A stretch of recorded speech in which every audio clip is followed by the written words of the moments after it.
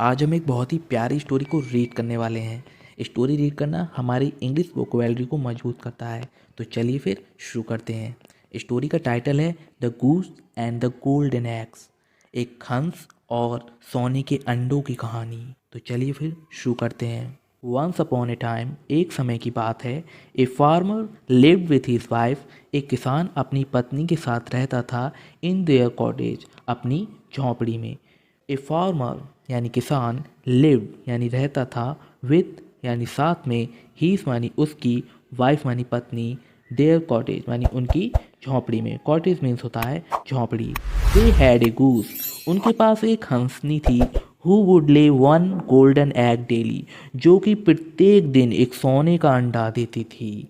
Who would ले यानी देती थी, वन गोल्डन एग यानी एक सोने का अंडा, एवरी डे यानी प्रत्येक दिन। The farmer and his wife, वह किसान और उसकी पत्नी, were mighty pleased because of this, वो इस चीज़ से बहुत ही प्रसन्न थे, खुश थे, क्योंकि उनके पास एक ऐसे हंसनी थी जो कि डेली एक सोने का अंडा देती थी।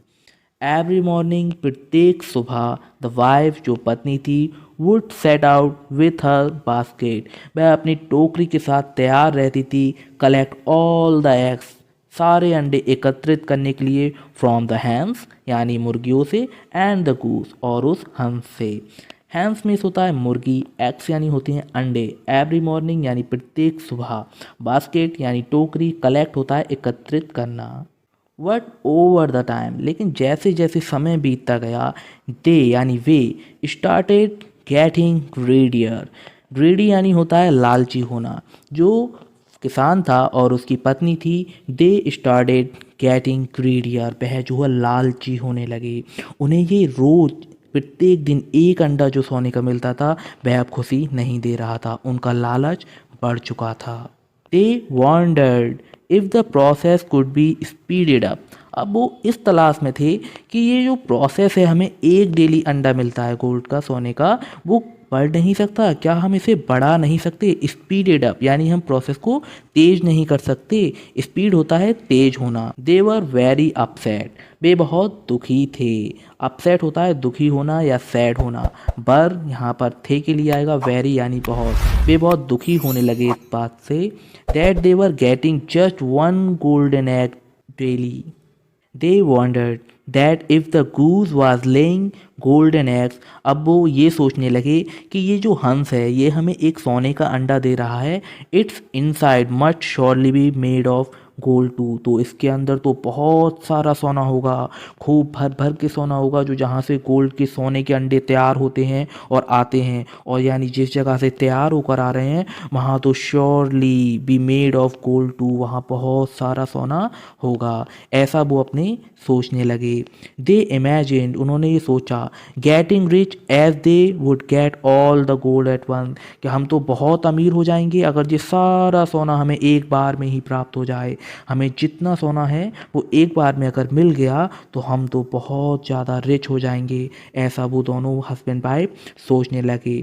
सो they caught hold the poor bird and killed it, तो अब उन्होंने उस बेचारे मासूम से पक्षी को पकड़ा और उसे मार दिया।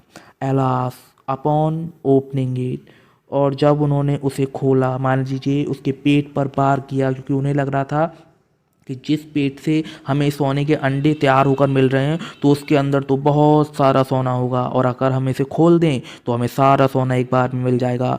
They didn't find any gold, उन्हें वहाँ कोई भी सोना नहीं मिला। जब उन्होंने उस पक्षी का पेट खोला, and the inside of the goose were like that of any other words, और जो हंस था वो बिल्कुल अंदर से और ही हंसों की तरह ही नॉर्मल था, उसमें कोई ऐसा नहीं था कि उसके पेट में बहुत सारा अपार हमें सोना मिलता। हमने यहाँ देखा कि उस फार्मर हस्बैंड और वाइफ के लालच ने उनके पास जो था वो भी खो दिया। अब उन्हें कोई सोने का अंडा नहीं मिलने वाला था, उनके लालच ने उन दोनों से वो भी छीन लिया जो उनके पास था। इसीलिए कहते हैं कि हमें जो मिल रहा होता है, हमें उसी में खुश रहना चाहिए। हमें कभी भी लालच में आकर अपनी उन चीज़ों को भी ख़राब नहीं कर लेना चाहिए जो हमें मिल रही होती हैं। यहाँ हमें स्टोरी से यही सीख मिलती है कि लालच बहुत बुरी बला है और हमें लालच करने से बचना चाहिए। तो आपने इस स्टोरी से क्या क्या कुछ नया सीखा, वो वर्ड्स और स्पेलिंग्स आप नीचे कमेंट कर सकते हैं। और इस वीडियो को लाइक और चैनल को सब्सक्राइब करना बिल्कुल ना भूलें। मिलते हैं अगली वीडियोस में बहुत ही जल्दी, तब तक के लिए धन्यवाद।